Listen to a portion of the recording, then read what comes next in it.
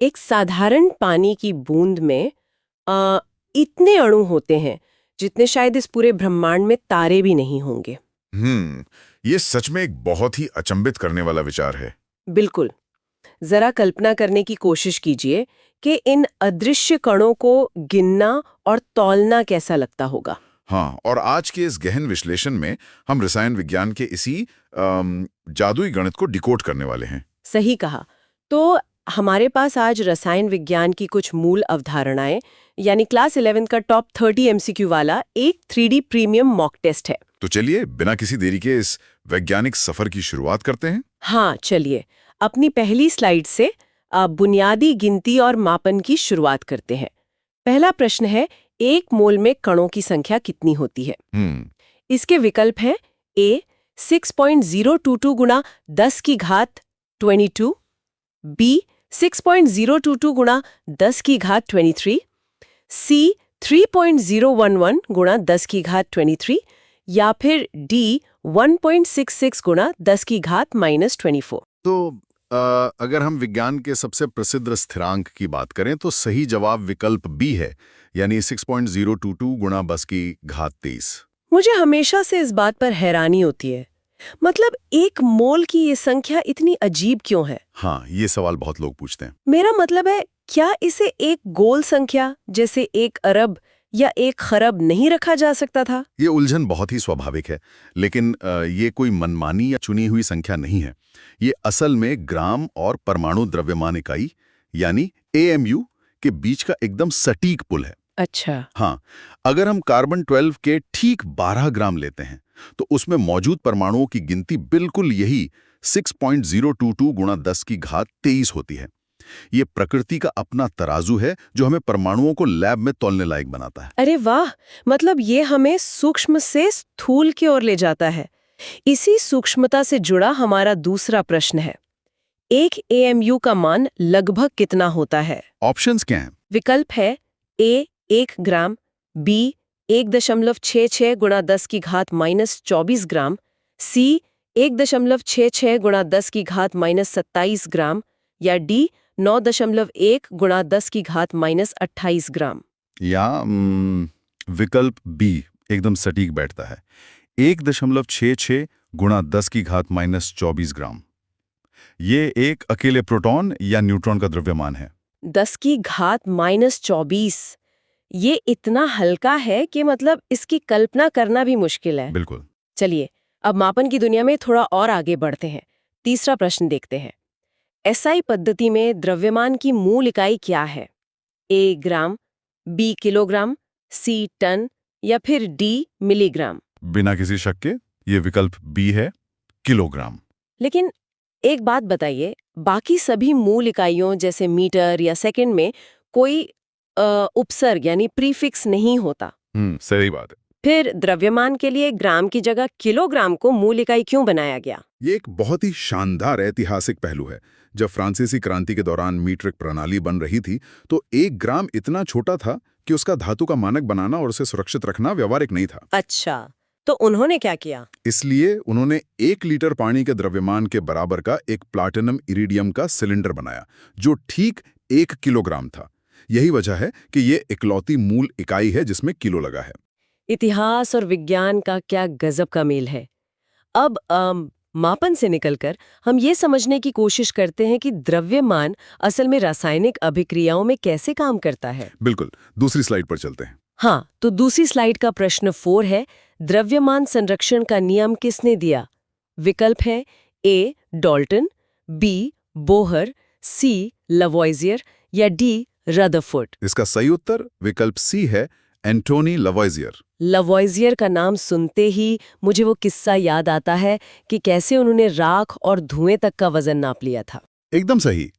उन्होंने बंद कंटेनरों में चीजों को जलाकर यह साबित किया कि कोई भी चीज जादुई तरीके से गायब नहीं होती। यानी सब कुछ वहीं रहता है। हाँ, अभिक्रिया से पहले का कुल वजन अभिक्रिया के बाद के कुल वजन के ठीक बराबर होता है। इसी ने रसायन विज्ञान को कीमियागरी यानी एल्केमी से अलग करके एक सटीक विज्ञान बनाया। इस सटीक गणित का इस्तेमाल करके चलिए अगला सवाल हल करते हैं। प्रश्न 5 है, 22 ग्राम कार्बन डाइऑक्साइड में मोलों की संख्या कितनी होगी?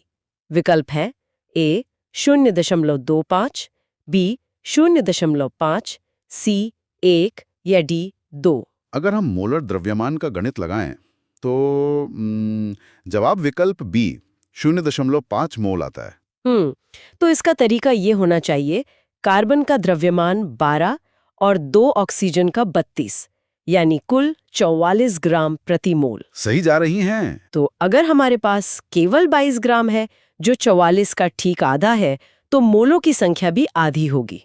आपने बिल्कुल सही डिकोड किया। यही मोल संकल्पना की ताकत है।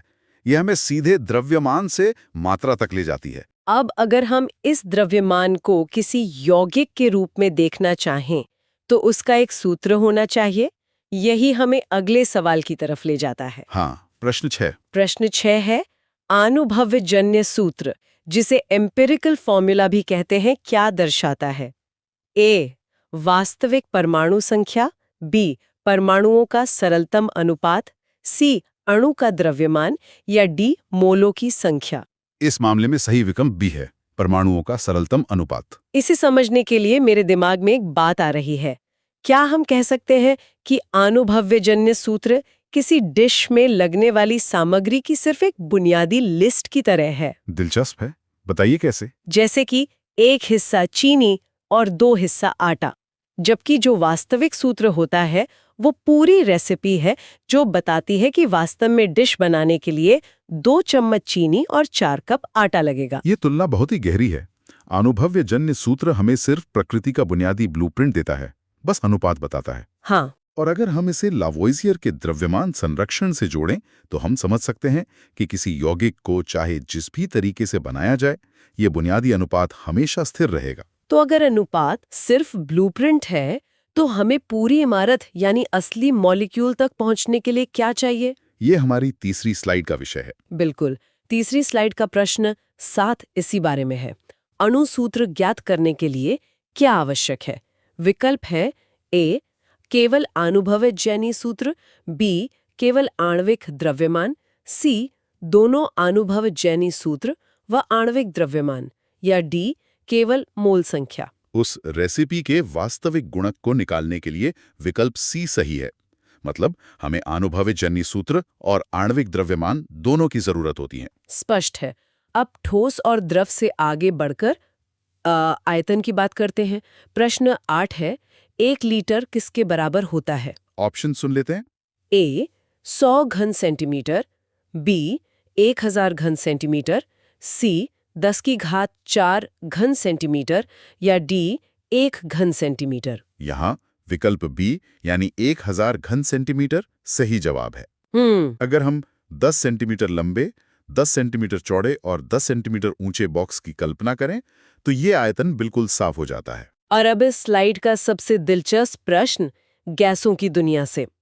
प्रश्न 9, एसटीपी पर 1 मोल गैस का आयतन कितना होता है? ए 11.2 लीटर, बी 22.4 लीटर, सी 24 लीटर, या फिर डी 1 लीटर। इसका स्थापित उत्तर विकल्प बी है, 22.4 लीटर। मुझे यहाँ थोड़ा रोककर पूछना है। एसटीपी यानी मानक तापमान और दबाव पर ये 22.4 लीटर का आयतन, क्या ये सच में दुनिया की हर गैस पर लागू होता है? हाँ, बिल्कुल।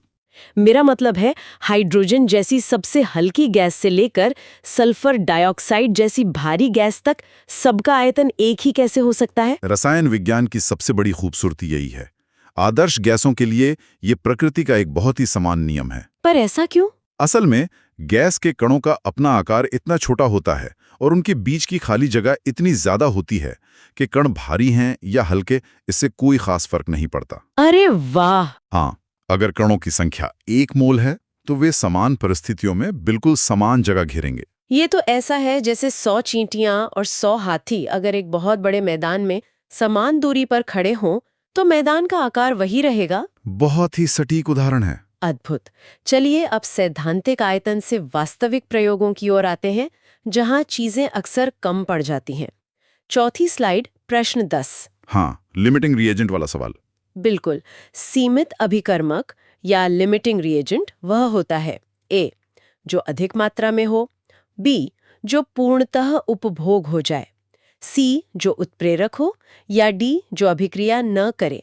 रासायनिक अभिक्रियाओं के संदर्भ में विकल्प बी सही है, जो पूर्णता उपभोग हो जाए। इसे समझने के लिए सैंडविच वाला उदाहरण बड़ा सटीक लगता है। सैंडविच। हाँ, मान लीजिए 10 ब्रेड के स्लाइस हैं, लेकिन चीज के सिर्फ 2 ही स्लाइस हैं, तो सैंडविच सिर्फ 2 ही बन पाएंगे, बाकी 8 ब्रेड बेकार पड़े रहेंगे। यहाँ जो चीज है वही सीमित अभिकर्मक है, क्योंकि वो पहले खत्म हो गया। क्या बात है। और ये सिर्फ किताबी बात नहीं है। औद्योगिक स्तर पर कारखानों में ये सिद्धांत हर दिन लाखों रुपए बचाता है। अच्छा, कैसे? इंजीनियर हमेशा सबसे सस्ते रसायन को अधिक मात्रा में रखते हैं और सबसे महंगे रसायन को सीमित अभिकर्मक बना देते हैं, ताकि महंगे रसायन का एक भी कण बर्बाद ना हो। अर्थशास्त्र और विज्ञान का बेहतरीन मेल। अब इकाइयों की एक बुनियादी जांच कर लेते हैं। प्रश्न 11, 1 किलोग्राम में ग्राम की संख्या क्या है? ए 100, बी 500, सी 1000 या डी 10 की घात 5? ये बहुत ही सीधा है, विकल्प सी 1000 ग्राम। पर इसका महत्व बड़ा है। 10 के गुणकों पर आधारित ये मीट्रिक प्रणाली वैज्ञानिकों को बिना किसी जटिल गुणा भाग के गणना करने की आजादी देती है। बिल्कुल। अब पदार्थों की प्रकृति पर आते हैं। प्रश्न 12 है, निम्न में से शुद्ध पदार्थ कौन सा है? ए वायु, बी दूध, सी सोडियम क्लोराइड या डी मिट्टी? अगर हम रासायनिक शुद्धता की बात करें तो विकल्प सी सोडियम क्लोराइड सही है। कई बार दूध को शुद्ध माना जाता है आम बोलचाल में, लेकिन विज्ञान की नजर में वो शुद्ध क्यों नहीं है? क्योंकि आम भाषा की शुद्धता और विज्ञान की शुद्धता अलग हैं।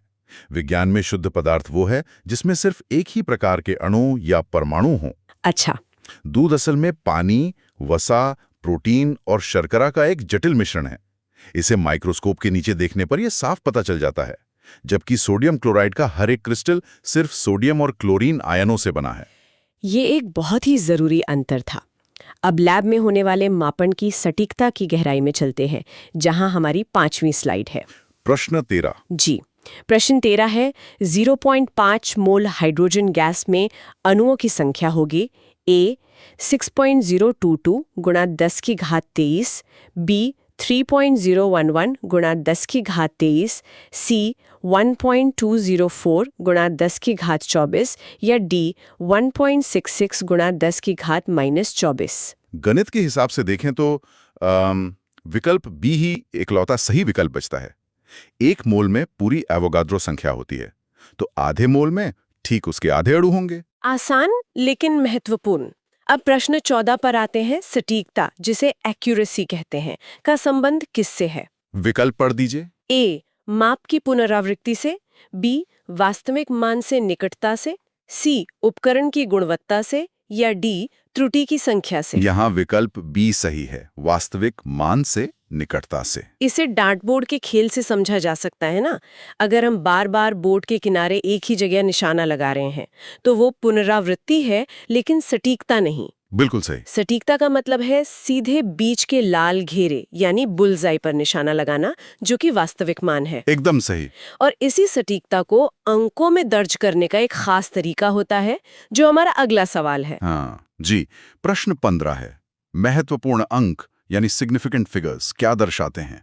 ए केवल पूर्णांक, बी मापन की विश्वसनीयता, सी इकाई प्रणाली या डी द्रव्यमान संरक्षण? इस संदर्भ में सही उत्तर है विकल्प बी, मापन की विश्वसनीयता। यहाँ मेरी हमेशा माथापच्ची होती है। क्यों? सामान्य गणित में तो 2.0 और 2 का मतलब एक ही होता है। फिर रसायन विज्ञान में इन महत्वपूर्ण अंकों का इतना नाटक क्यों है? 2.0 लिखने से क्या बदल जाता है? ये एक बहुत ही शानदार सवाल है। गणित में संख्याएं एक आदर्श दुनिया में रहती हैं, लेकिन जब विज्ञान में 2.0 लिखा जाता है तो ये बताया जा रहा होता है कि जिस पैमाने या स्केल से मापन किया गया है वो दशमलव के एक स्थान तक पूरी तरह सटीक और भरोसेमंद है। अच्छा, मतलब उसमें और बारीक निशान हैं? हाँ, यानी उस स्केल पर मिलीमीटर के निशान मौजूद हैं। ये सिर्फ एक संख्या नहीं है, ये उस उपकरण की क्षमता का प्रमाण पत्र है। ओह, तो 2 का मतलब है शायद 2 के आसपास, और 2.0 का मतलब है पक्का 2। बिल्कुल। मापन के इस भरोसे से निकलकर अब छठी स्लाइड पर पदार्थों की पहचान की ओर चलते हैं। प्रश्न 16 है, 1 मोल सोडियम का द्रव्यमान लगभग होगा ए 11 ग्राम, बी 22 ग्राम, सी 23 ग्राम या डी 46 ग्राम। आवर्त सारणी यानी पीरियोडिक टेबल हमारी मदद करती है। सही जवाब विकल्प सी है, 23 ग्राम। यानी जो परमाणु द्रव्यमान एएमयू में होता है, मोल उसी को जादुई तरीके से ग्राम में बदल देता है। हाँ, बिल्कुल ऐसा ही है। अब प्रश्न 17 को देखते हैं। निम्न में से कौन सा यौगिक है? ए हाइड्रोजन, बी ऑक्सीजन, सी जल या डी नाइट्रोजन। संरचनाओं को देखते हुए विकल्प सी जल सही उत्तर है। यहाँ मुझे थोड़ा रुकना होगा। जल यानी H2O एक यौगिक है, ये तो समझ में आता है, लेकिन ऑक्सीजन जिसे हम O2 लिखते हैं वो यौगिक क्यों नहीं है? दोनों में ही तो एक से ज्यादा परमाणु आपस में जुड़े हुए हैं, है ना? ये बहुत ही सामान्य उलझन है। ध्यान देने वाली बात यह है कि अणु और यौगिक में एक बारीक अंतर है। O2 एक अणु जरूर है क्योंकि उसमें 2 परमाणु हैं, लेकिन वे दोनों एक ही तत्व यानी ऑक्सीजन के हैं। तो यौगिक के लिए क्या चाहिए? यौगिक कहलाने के लिए ये शर्त है कि कम से कम 2 अलग-अलग प्रकार के तत्व एक निश्चित रासायनिक बंध में जुड़ें, जैसे H2O में हाइड्रोजन और ऑक्सीजन। ये बहुत ही स्पष्ट करने वाला था। एक ही तत्व के परमाणु मिले तो अणु, अलग-अलग मिले तो यौगिक। बिल्कुल। अब प्रश्न 18 देखते हैं। प्रतिशत संगठन किस पर आधारित होता है? ए आयतन पर, बी मोल पर, सी द्रव्यमान पर या डी ताप पर? इसका सही उत्तर है विकल्प सी द्रव्यमान पर। आयतन पर क्यों नहीं? क्योंकि आयतन तापमान के साथ बदल सकता है। गर्मी बढ़ने पर चीजें फैल सकती हैं, लेकिन किसी भी पदार्थ का द्रव्यमान हर स्थिति में स्थिर रहता है। इसलिए द्रव्यमान प्रतिशत सबसे भरोसेमंद पैमाना है। स्थिर द्रव्यमान से अब हमारी 7वीं स्लाइड पर अवोगाड्रो संख्या की वापसी होती है, लेकिन इस बार शब्दों के खेल के साथ। अच्छा, देखते हैं। प्रश्न 19 है 6.022 गुणा 10 की घात 23 संख्या को क्या कहते हैं? ए परमाणु संख्या, बी मोल संख्या, सी अवोगाड्रो संख्या या डी द्रव्यमान संख्या? जैसा कि हम पहले भी गहराई से चर्चा कर चुके हैं, ये विकल्प सी अवोगाड्रो संख्या है। चलिए अब आता है एक बहुत ही ट्रिकी सवाल। प्रश्न 20 है 1 मोल ऑक्सीजन परमाणुओं का द्रव्यमान क्या होगा? विकल्प है ए 8 ग्राम, बी 16 ग्राम, सी 32 ग्राम या डी 64 ग्राम। इस जाल में फंसे बिना अगर सीधा जवाब दें तो विकल्प बी 16 ग्राम सही है। और यहाँ जाल बड़ा दिलचस्प है। ऑक्सीजन शब्द सुनते ही दिमाग तुरंत गैस यानी O2 की ओर दौड़ता है और हम 32 ग्राम सोचने लगते हैं। हाँ, अक्सर ऐसा होता है। लेकिन यहाँ स्पष्ट रूप से परमाणुओं की बात हो रही है, इसलिए ये 16 ग्राम ही होगा। बिल्कुल सही पकड़ा। रसायन विज्ञान में कई बार गलतियां फॉर्मूले की वजह से नहीं, बल्कि सवाल को जल्दबाजी में पढ़ने के कारण होती हैं। परमाणु, अणु और गैस शब्दों के बीच का अंतर समझना ही सफलता की कुंजी है। बहुत खूब। अब प्रश्न 21 देखते हैं।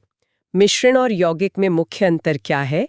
ए रंग, बी संगठन, सी द्रव्यमान या डी आयतन? इसका सही उत्तर है विकल्प बी संगठन, जिसे अंग्रेजी में कंपोजिशन कहते हैं। यानी पानी में हमेशा 2 हाइड्रोजन और 1 ऑक्सीजन ही होंगे, ये उसका अटल नियम है। हाँ, लेकिन शिकंजी या शरबत में हम अपनी मर्जी से चीनी कम या ज्यादा कर सकते हैं, क्योंकि वो सिर्फ एक मिश्रण है। एकदम सही। यौगिक प्रकृति के नियमों से बंधे हैं, जबकि मिश्रण हमारी मर्जी से बनते हैं। अब हमारी 8वीं स्लाइड पर बुनियादी परिभाषाओं को गणितीय गणनाओं में बदलते हैं। प्रश्न 22 है 10 की घात -3 उपसर्ग क्या कहलाता है? ए माइक्रो, बी नैनो, सी मिली या डी किलो? ये मापन का एक और जरूरी हिस्सा है। सही उत्तर है विकल्प सी मिली। आगे बढ़ते हैं प्रश्न 23 पर। रासायनिक अभिक्रिया में सदैव मान्य नियम कौन सा है? ए स्थिर अनुपात, बी बहुगुणित अनुपात, सी द्रव्यमान संरक्षण या डी आयतन संरक्षण? पूरे ब्रह्मांड का ये सबसे बड़ा लेखा जोखा नियम है। विकल्प सी द्रव्यमान संरक्षण का नियम। और अब थोड़ा दिमागी कसरत वाला सवाल। प्रश्न 24 है 1 मोल कार्बन डाइऑक्साइड में ऑक्सीजन परमाणुओं की संख्या कितनी होगी? ऑप्शंस।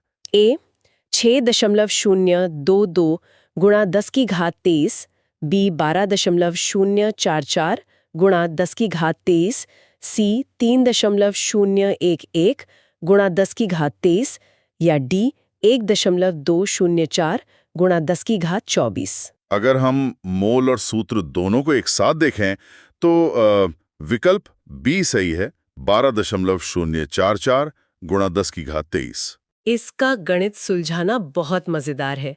एक CO2 अणु में 2 ऑक्सीजन परमाणु साफ नजर आते हैं। इसलिए अगर हमारे पास पूरा 1 मोल CO2 है तो उसमें ऑक्सीजन परमाणुओं की संख्या अवोगाद्रो संख्या की ठीक दोगुनी होनी चाहिए। हाँ, आपने बिल्कुल सटीक विश्लेषण किया। इस तरह के सवालों में अणु की संरचना और मोल दोनों का एक साथ ध्यान रखना पड़ता है। अब 9वीं स्लाइड पर हम व्यवहारिक प्रयोगशाला गणनाओं की तरफ आ रहे हैं। प्रश्न 25 है, द्रव्यमान प्रतिशत का सूत्र क्या है? ए, घटक का द्रव्यमान बटे कुल द्रव्यमान गुणा 100। बी, कुल द्रव्यमान बटे घटक का द्रव्यमान गुणा 100। सी, मोल बटे आयतन गुणा 100 या डी, आयतन बटे मोल गुणा 100। किसी भी चीज का हिस्सा निकालने का ये सर्वमान्य तरीका है। विकल्प ए, घटक के हिस्से को कुल मात्रा से भाग देकर 100 से गुणा करना।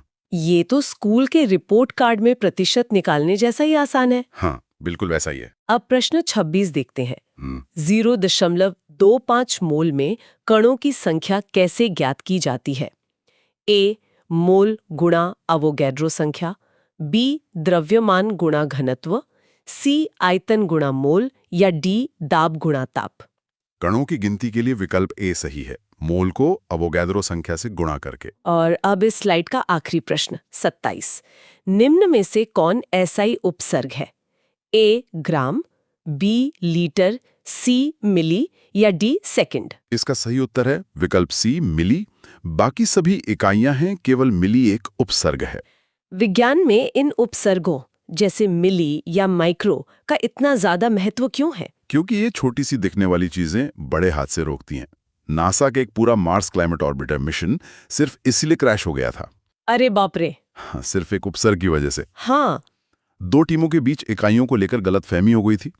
एक छोटी सी एम की गलती प्रयोगशाला में होने वाले किसी भी प्रयोग को 1000 गुना खतरनाक या बेअसर बना सकती है। बाप रे, यानी मिली को हल्के में लेना करोड़ों का नुकसान कर सकता है। बिल्कुल। अब हम अपनी 10वीं स्लाइड पर आ गए हैं, जहां पूरी चर्चा का सारांश सामने आने लगता है। प्रश्न 28 है, मोल संकल्पना का उपयोग किस लिए किया जाता है? ए, रंग ज्ञात करने में। बी, कणों की संख्या ज्ञात करने में। सी, ताप मापने में या डी, दाब मापने में। इतने सारे सवालों के बाद ये बिल्कुल स्पष्ट है कि विकल्प बी, कणों की संख्या ज्ञात करने में सही जवाब है। अगला है प्रश्न 29, अनुभवजन्य सूत्र और अणु सूत्र में क्या संबंध है? ए, समान होते हैं। बी, कोई संबंध नहीं होता। सी, अणुसूत्र अनुभवजन्य सूत्र का पूर्ण गुणज होता है या डी, अनुभवजन्य सूत्र अणुसूत्र का गुणज होता है।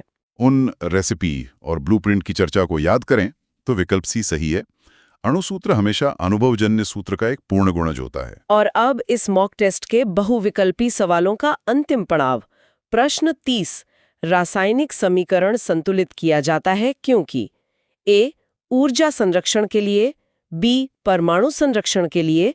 सी, आयतन संरक्षण के लिए या डी, दाब संरक्षण के लिए। रसायन विज्ञान के मूल सिद्धांत के अनुसार विकल्प बी, परमाणु संरक्षण के लिए इसका सही उत्तर है।